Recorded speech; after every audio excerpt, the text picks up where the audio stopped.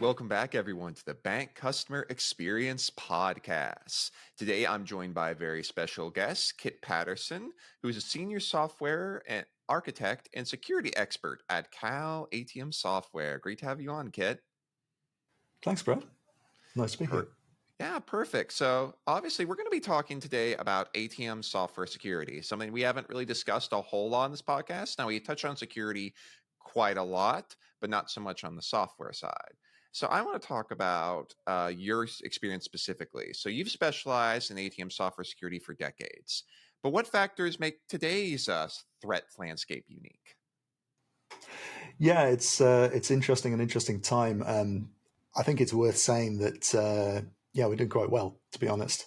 I think since the introduction of chip cards, chip and PIN, and particularly since it's been now globally adopted with chip cards, that's really kind of closed off the whole sort of skimming attack. So that kind of attack has really disappeared. That means, of course, that things are evolving. The attackers never stop. To some extent, they've gone back to some old school attacks, things like cash trapping, card trapping.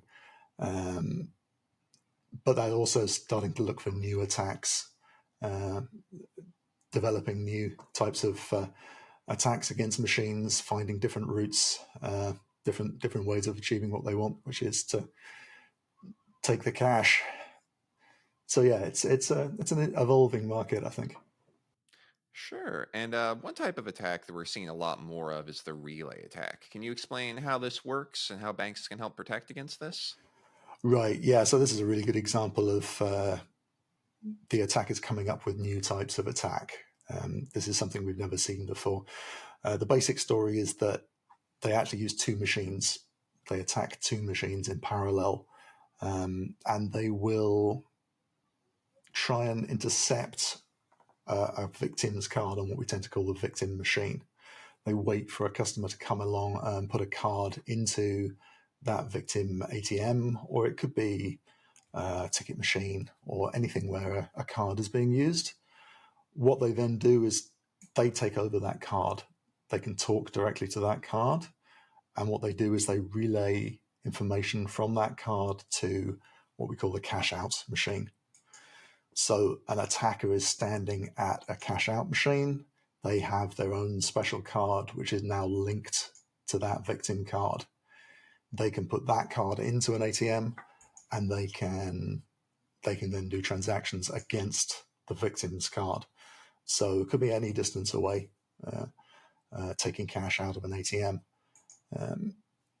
It's a new attack. It's something we've not really seen before. It's relatively difficult to pull off.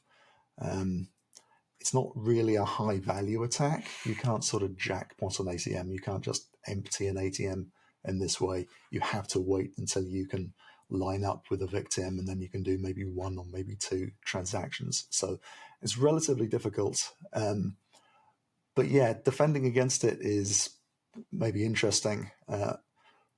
In the software, we really need to look at sort of what indications there might be that something unusual is happening. So particularly things like timings for the card reader interaction, that transmission of data backwards and forwards takes more time than a normal card transaction would take. So yeah, monitoring for that kind of unusual hardware behavior is probably the really, really important thing. Sure.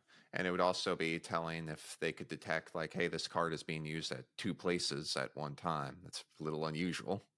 Right, yeah. It's kind of difficult to do because the victim machine could be any machine. It's not necessarily the same bank.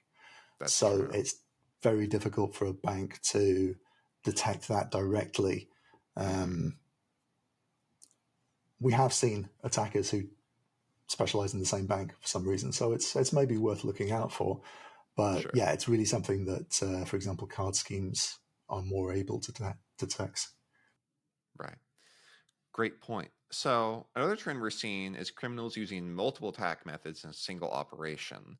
So, with that in mind, Right, why is it important to have a more holistic approach to right. software and hardware security? Yeah, I mean, I think the important thing about attackers is they they don't care about the rules. Obviously, they don't follow our designation of what an attack is. They're not following a particular script to do one thing. They will do whatever they need to do to achieve what they want, which is to get their hands on the cash. We see this across all different aspects of security. I think a good example is, for example, the situation with explosive attacks in the Netherlands a few years ago. It was really bad. A lot of explosive attacks, both gas attacks, solid explosive attacks. In the Netherlands, they did took a lot of actions to help defend against that sort of thing. The banks took a lot of actions, started emptying machines at night, that kind of thing, reducing the amount of cash in machines, managing the risk in that way. The government was involved, a lot of legal changes around cash handling, which meant it became much more difficult to pull off that type of attack in the Netherlands. So the attackers just jumped over the border and went into Germany. And now we're starting to see stuff in Germany. So that kind of thing of, we need to keep thinking all the way around these issues. We need to think about the whole system, like you say, the whole holistic image of everything the attackers can be doing. The attackers have the advantage that they're not hemmed in like that, and we need to make sure that we're doing the same thing. We're not. We need to share information. We need to talk between banks, between organizations. We need to make sure that everyone is working together to try and fix these issues.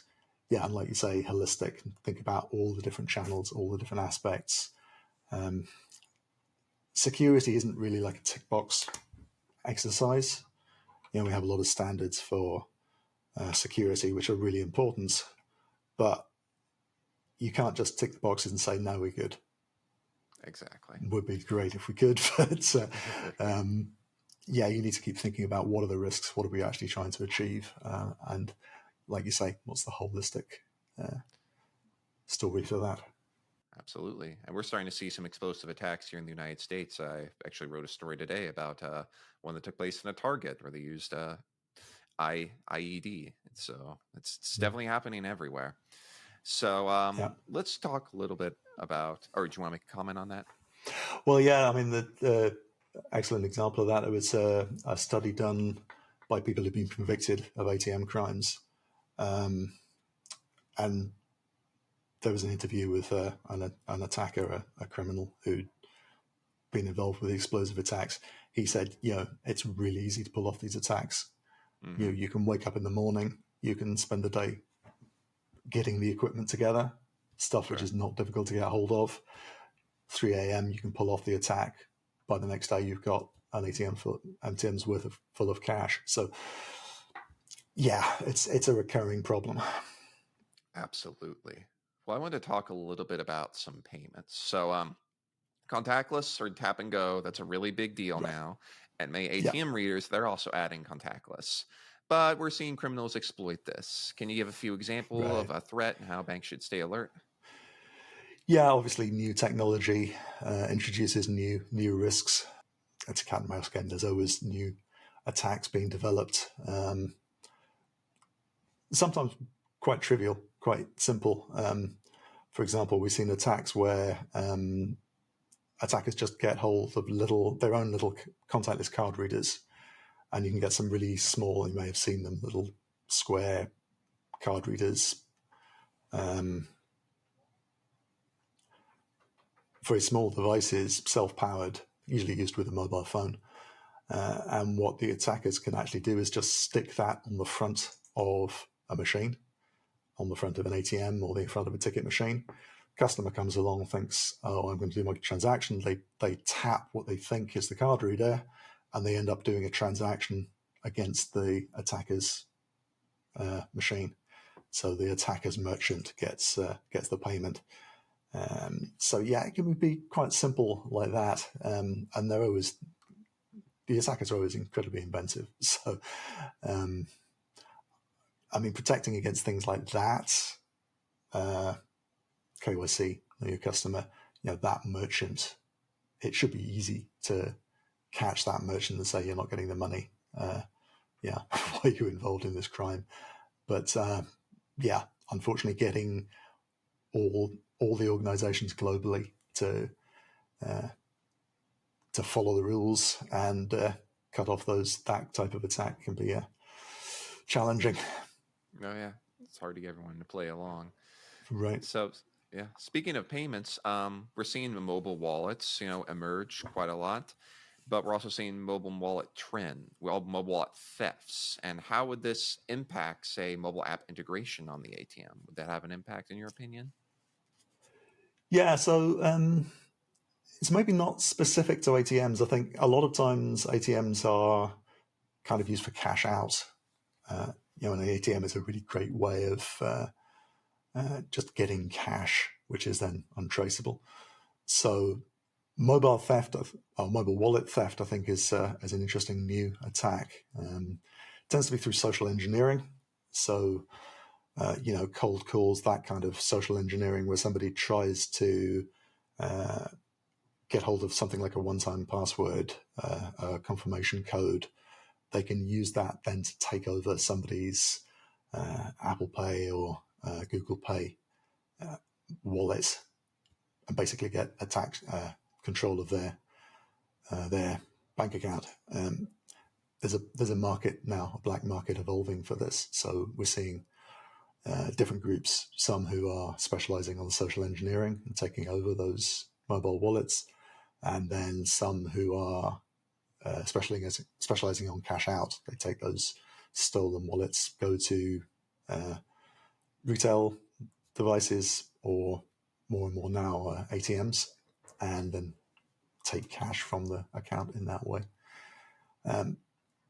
With that particular type of account, because of that separation of the different groups, what we do is we actually get a different type of relay involved. So the group who steal the wallets, what they will typically do is load up 5-6 wallets on a single mobile phone. Unfortunately, very often in China, what they then do is relay information from that mobile phone to the cash out crew. So the cash out crew have an Android phone which has an app on it which relays the information from the remote phone. Mm-hmm. So you might find that there are sort of similar kind of indications with the relay attacks, different types of relay attacks. Again, looking at timings, looking at any indication that maybe this isn't a normal transaction happening locally at the ATM. Right. All great points, and thank you for sharing them. So we know typically that certain customer demographics can be a little more vulnerable to ATM fraud. Do we know which ones specifically? Obviously, I think the elderly, but how can banks protect them more specifically? Right. I mean, I was talking about social engineering there. And yeah, the individuals tend to be the weakest part of any system. If you can trick somebody into doing something to the attacker's advantage, then they win. And we tend to pick on the elderly, who are maybe more trusting than other groups. But anyone, I guess, who isn't really expecting something bad to happen, Sure. Great point. they're going to be a target for those attackers. Mm-hmm. We have to keep working on education for that. It would be great to find technical solutions for these things, just be able to stop it happening in the first place. But we always need the public to be aware and a little bit technical savvy about the sort of risks to their own bank accounts. Yeah, really great point. Anyone can be a victim of these things. Anyone can fall for it. They can be really convincing, really trick you into doing the wrong thing. Yeah, absolutely. Thank you for bringing that up. Now, obviously, with all these security features, sometimes that can impact customer convenience. So, how can banks and ATM deployers find that balance between convenience and security? It's a really hard balance, definitely, and there's no right answer to that. There's no single correct answer. It's really a bank's decision about how they want to balance those two different competing requirements. Yes, obviously they want to reduce losses. They want to stop the attackers. But at the same time, like you say, there are limits to what you can do without impacting on customers. The classic example is with reversal fraud. An attacker will attempt to perform a transaction, get cash out of an ATM, but have that transaction reversed so that the money is still in the account. And then they can repeat that attack multiple times. Obviously, the easiest answer is just don't reverse transactions. If the cash is taken, or if the cash has been dispensed, don't reverse it. But obviously, that has an impact on the bank, on the customers. It's going to be inconvenient for customers who have just forgotten to take their cash or whatever. They're going to need to go back to the bank and try and go through that reconciliation process and try and convince the bank to give them their money back. So, yeah, it's all really about, I think, a question of appetite for losses and for impact on customers. You need to look at the stats. How often do customers forget to take their cards or forget to take their cash? What is the impact actually going to be? But you also need to think, I think it's worth thinking more than just the losses. We did have a bank we were talking to, actually many years ago now, who estimated their losses. These were actually skimming losses when magstripe skimming was still a big thing. They estimate that they were losing about £1 million a year, £1 million UK pounds a year, which sounds like a big amount of money, but actually that bank said, well, you know what? That's just the cost of doing business. We can accept that. That's just the cost of running our ATMs. That's okay from the point of view of a single bank, but the other costs around that, and the reputational cost, the impact on the customers from those losses is, in addition to that, just cash lost. But it's also then cash which is going into that criminal ecosystem. That's funding criminality. It's funding more crimes. Exactly. So it's really important to think of, how much loss, how much crime should you be accepting, as well as how much can you afford to accept. Mm-hmm. Now, I wanted to dive into, are there any common myths or misunderstandings about ATM software security that you can debunk for us today? Yeah, I mean, it's difficult. And I think it annoys everyone that we have to work on security. I mean, why do we have to waste our time on security? I think I mentioned earlier, that idea of just having a silver bullet, particularly like a tick box list. I can do this, this, and this, and then I'll be secure and I don't need to think about it anymore. I think that idea that maybe there's some sort of silver bullet we can use to just make everything secure and not have to worry about it and not have to spend any more time and money on it, I think that's kind of naive. Really, it needs to be an ongoing process. You need to keep working at it and thinking about it and saying, what are the current trends? What are the current attacks? What do we need to change now? And in the future, what are upcoming attacks? What are our weak points? Is there anything which an attacker might attack tomorrow, even if they haven't attacked it today?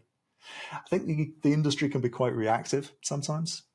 We tend to wait until something happens and then we react to it.